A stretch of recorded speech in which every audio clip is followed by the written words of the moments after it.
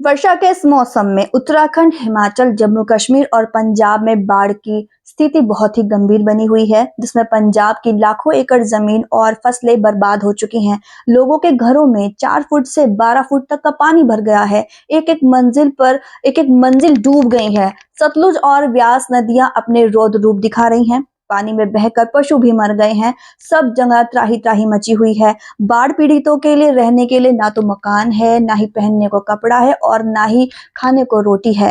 इस भयंकर बाढ़ से संबंधित कुछ प्रश्न हैं जिनको हम जानेंगे। नमस्कार, मैं हूं मनीषा और मेरे साथ मौजूद हैं दिव्य शक्ति अखाड़े के आचार्य महामंडलेश्वर संत श्री कमल किशोर जी, जिनसे हम जानेंगे इस बाढ़ संबंधित कुछ प्रश्न।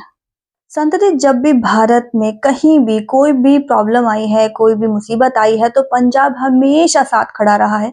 लेकिन आज जब पंजाब पर मुसीबत आ रही है, तो कौन उसके साथ खड़ा है?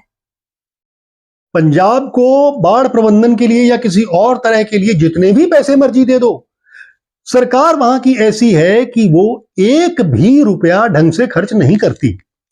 बाढ़ प्रबंधन पहले ही 6-7 महीने पहले हो जाना चाहिए।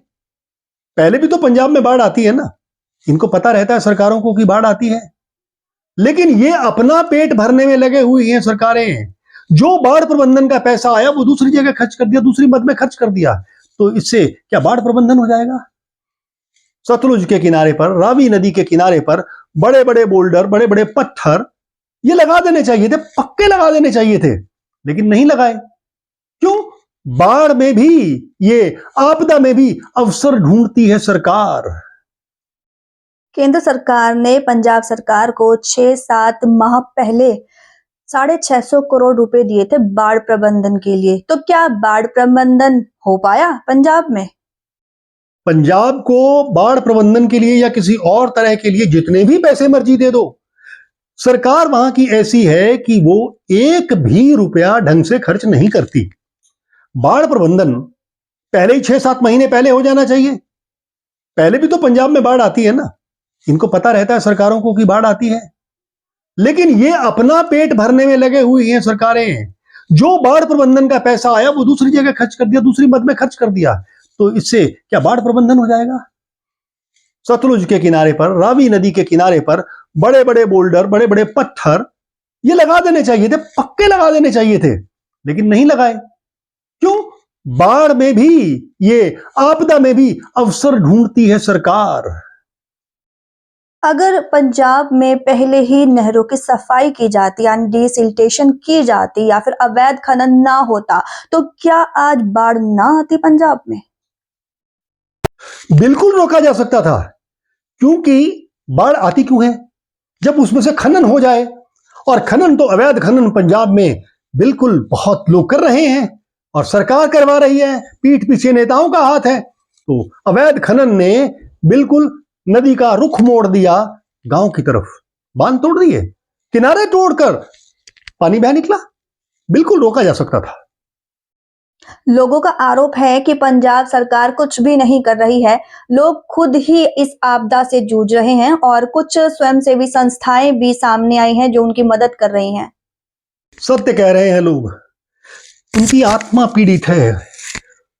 पीड़ित से एक आह निकलती है उनके मन से और वो पुकारते हैं, हे वाहेगुरु रक्षा करो, हे परमात्मा, हे प्रभु रक्षा करो। लेकिन पंजाब सरकार के कान में तो यूं तक नहीं रेंगती। संस्थाएं आई हैं, जैसे राधा स्वामी व्यास महाराज जी, गुरिंदर सिंह ढिल्लों जी ने आदेश दिया कि पानी को रोकने के लिए, जो बह रहा है उसको रोकने के लिए ट्रकों के ट्रक रेत, बजरी और साथ में मट्टी के उन्होंने वहां पर लगा दिए हैं और संस्थाएं लगी हुई हैं। स्वयं सरदार बलबीर सिंह सींचेवाल जी, जो बाबा बलबीर सिंह सींचेवाल जो एमपी भी हैं, वो भी लगे हुए हैं। और तरह की कई संस्थाएं सारी की सारी एकजुट होकर, एकमुठ होकर वहां कार्य कर रही हैं। लेकिन पंजाब सरकार क्या कर रही है? एक हेलीकॉप्टर से ऊपर से कुछ पैकेट फेंक दिए आटे के, और वो भी लोगों तक नहीं पहुंचे, सीधा पानी में गिर गए। अब जाकर इतना क्रिटिसिज्म होने के बाद थोड़ा बहुत कहीं पंजाब सरकार को होश आया तो उन्होंने केंद्र सरकार से मांगा कि हमें 60,000 करोड़ रुपया दे दो। 60,000 करोड़ रुपया? अरे पंजाब सरकार तो पहले ही दिवालिया होने के कगार पे है। आपको मालूम है मनीषा जी, 3,53,600 करोड़ रुपए पहले ही पंजाब सरकार के ऊपर कर्जा है। अब ये कर्जा कौन लौटाएगा? पहले ही कर्जाई हो और कर्जा मांग रहे हो, और जब आपको आपदा प्रबंधन के लिए तो धन दिया था तो उसका आपने उपयोग नहीं किया। बाकी लोग आगे आए, लेकिन पंजाब सरकार ने अब मुंह में यानी जीरा दे दिया। ऊंट के मुंह में सिर्फ एक जीरे का दाना पकड़ा दिया, बाकी कुछ नहीं किया है। प्रधानमंत्री नरेंद्र मोदी जी ने पंजाब के लिए क्या किया है?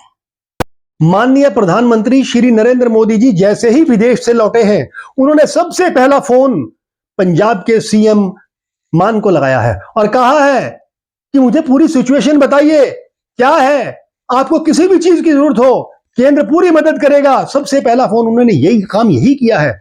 और उसके बाद शिवराज सिंह चौहान को वहां भेजा है, मंत्री जो केंद्रीय राज्य मंत्री, उनको भेजा है वहां पे कि जाके देखिए। और केंद्रीय राज्य मंत्री बाढ़ में घुटनों तक पानी में दलदल में घूमते फिर रहे हैं और लोगों की मदद का आश्वासन भी दे रहे हैं और सारी की सारी मदद मुहैया करवा रहे हैं। लोग उजड़ गए हैं, उनके घर बह गए हैं, मकान ढह गए हैं, पशु मर गए हैं, बह गए हैं, ट्रैक्टर ट्रॉलियां कारें तक बह गई हैं, बचा कुछ नहीं, खाने को कुछ नहीं बचा। तो उनको चाहिए क्या? इंसान को चाहिए रोटी, कपड़ा और मकान। रोटी चाहिए, एक कपड़ा चाहिए उनको पहनने के लिए और मकान चाहिए। इस समय वो दयनीय स्थिति में है, लेकिन पंजाब के लोगों की हिम्मत की दाद देनी पड़ेगी।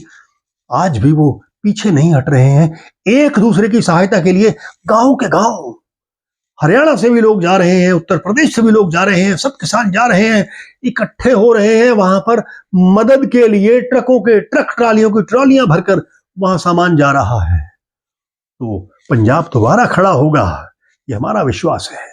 हरियाणा और राजस्थान की फसलें सूख रही हैं, तो पंजाब में जो ये बाढ़ आई है, ये नहरों का जो पानी है, क्या ये राजस्थान और हरियाणा में नहीं दिया जा सकता फसलों के लिए? अब ये कहा जाता है ना, बंदर के हाथ में अदरक का टुकड़ा या हल्दी की गांठ लग जाए तो वो पंसारी बन बैठता है। कुछ ऐसा ही पंजाब के साथ हुआ है। आज पंजाब के जो मुख्यमंत्री हैं, वो मान जी, वो बिल्कुल नासमझ हैं। अरे, या वो बहुत ज्यादा शातिर हैं, उनको चाहिए था कि पानी छोड़ देना।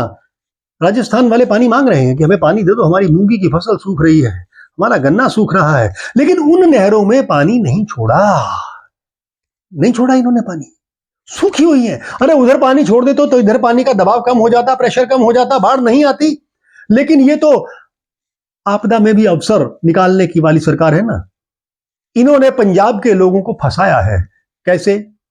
जैसे एक बहेलिया होता है या शिकारी होता है, वो परिंदों को फंसाने के लिए, पक्षियों को फंसाने के लिए चोगा डाल देता है, और जब वो फंस जाते हैं तो उनको बेच देता है।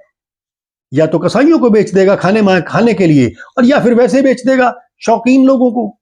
पंजाब के लोगों को इसी तरह से फंसाया गया। क्या कहा? मुफ्त की तुम्हें बिजली देंगे। और मुफ्त के लालच में आकर पंजाब के लोगों ने गलत सरकार को चुन लिया। क्या पंजाब की सरकार नाकामयाब सरकार है? हाँ, बिल्कुल नाकामयाब सरकार है।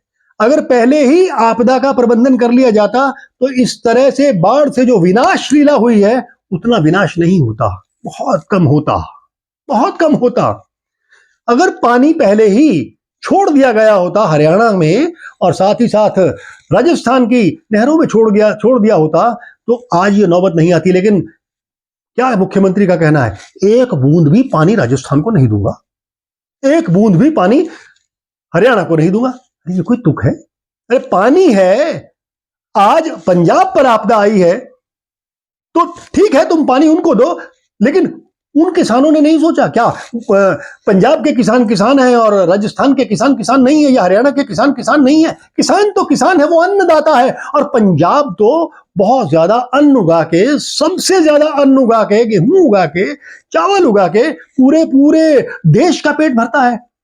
उनको भी राजस्थान के किसानों ने भी इकट्ठे होके, हरियाणा के किसानों ने इकट्ठे होके ट्रॉलियों की ट्रॉलियां अनाज भेजा है, उन्होंने कपड़े भेजे हैं, उन्होंने दूध भेजा है, पानी की बोतलें भेजी हैं। उन्होंने तो भेदभाव नहीं किया। तो मुख्यमंत्री को भेदभाव नहीं करना चाहिए था, पानी छोड़ देना चाहिए था। बाढ़ आने के बाद भी पानी नहीं छोड़ा। ये तो बड़ी ये लज्जा की बात है, शर्म की बात है।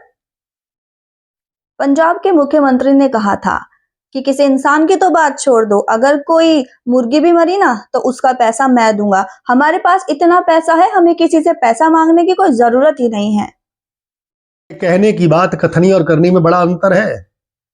उसने कह तो दिया कि मुर्गी मरेगी या भैंस मरेगी या कुछ भी होगा, या जीरी लगाने के लिए दोबारा अगर जीरी लगानी पड़ी किसानों को तो मैं मजदूरी के पैसे भी मैं दूंगा। अरे मैं दूंगा या सरकार देगी? इतना घमंड तुम्हारे पास कहां से आएगा? पैसा है कहां पे तुम्हारे पास? आज भी तुम कटोरा लेके खड़े हो केंद्र सरकार की तरफ। आज भी पंजाब सरकार पर 3,53,600 करोड़ रुपया कर्जा है और अभी 60,000 करोड़ तुम कर्जा और मांग रहे हो। पंजाब को कर्जाई करके मारोगे क्या? पहले ही पंजाब के लोग कर्जे में डूबे हुए हैं, और कर्जाई करोगे क्या? और फिर कहते हो कि मैं दूंगा। कैसे पैसा है तुम्हारे पास देने के लिए? कहां से लाओगे पैसा? टैक्स लगाओगे यानी पंजाब के लोगों को और दबा दोगे? पहले ही आपदा से मारे हुए और दबा दोगे? अरे भाई, कैसे मुख्यमंत्री हो? शर्म आनी चाहिए। मैं आप सबसे अपील करती हूँ कि सभी संतों, महंतों, सभी समाज सेवी संस्थाओं को और हम सभी को अपने स्तर से जो भी हो सके पंजाब की सहायता करनी चाहिए और दिखा देना चाहिए कि भारत एक है, हम सब एक हैं।